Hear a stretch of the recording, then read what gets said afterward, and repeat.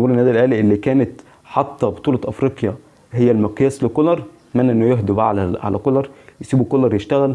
كولر بيشتغل على قد الامكانيات المتاحه بالنسبه له. كولر بيطور في لعيبته. كولر بيلعب بفضل الله اولا واخيرا قدر يكسب بطوله افريقيا وهو ما عندوش مهاجم. قدر ان هو من التشكيله اللي عنده، من كل التشكيله اللي عنده، النادي الاهلي بقى عنده احتياطي واساسي في نفسه في مستوى واحد. ما تقدرش تفرق ما بينهم، يعني هي فروق بسيطه اللي بتفرق اللعيب عن التاني، لكن لما بيشيل لعيب او اتنين او تلاته وحط مكانهم حد، المنظومه كلها هي منظومته، هي منظومه كولر اللي مسستمهم عليهم ومحفظها لهم في التمرينات. بالبلدي كولر مدرب اكاديمي، اللي هو 1+1=2، انت مكانك هنا وانت مكانك هنا، هتلعب كذا وهتلعب كذا.